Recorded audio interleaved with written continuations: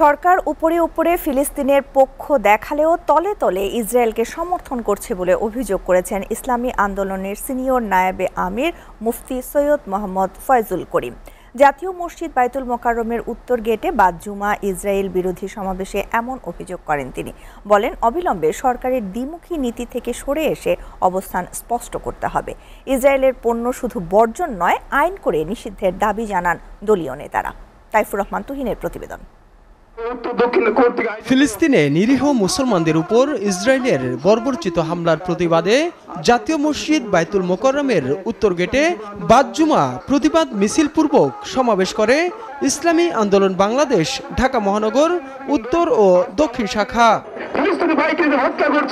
ইসরায়েলের অমানবিক হামলার প্রতিবাদ জানিয়ে অবিলম্বে তা বন্ধের দাবি জানান দলের কেন্দ্রীয় ও মহানগর নেতারা। ফিলিস্তিনের পক্ষে ইসরায়েলকে ধ্বংস করার জন্য আমরা সেখানে জিহাদে অবতীর্ণ হব। আমরা এর তীব্র নিন্দা জানাই। আমরা স্বাধীন ফিলিস্তিন রাষ্ট্র চাই। ছাত্র সংগঠনকে আহ্বান জানাই, মাঠে নেমে আসুন, ফিলিস্তিনের পক্ষে আওয়াজ তুলুন।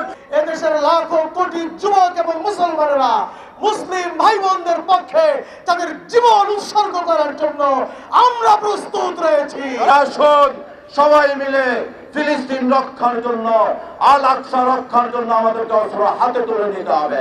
প্রধান অতিথি দলের সিনিয়র নায়েবে আমির অভিযোগ করেন, ফিলিস্তিন ইস্যুতে দ্বিমুখী আচরণ করছে সরকার। আপনি ইসরায়েলের পক্ষে, ইসরায়েলের বিমান আপনার অনুমতি ব্যতীত এই ভূখণ্ডে নামলো কিভাবে?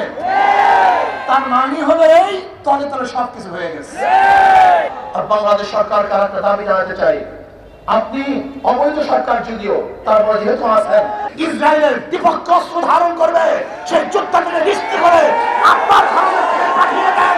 আমরা যুদ্ধ করতে চাই। ইসরায়েলি পণ্য শুধু বয়কট নয়, আইন করে নিষিদ্ধের দাবি জানান মুফতি সৈয়দ মোহাম্মদ ফয়জুল করিম।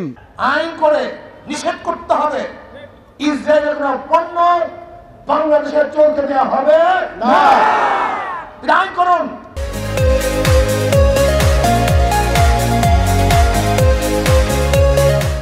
সমাবেশ শেষে বিক্ষোভ মিছিল নয়াপল্টন, বিজয়নগর ও নাইটেঙ্গেল মোড় ঘুরে বাইতুল মোকাররমের উত্তর গেটে গিয়ে শেষ হয়। Taifur Rahman Tuhin, SA TV, Dhaka.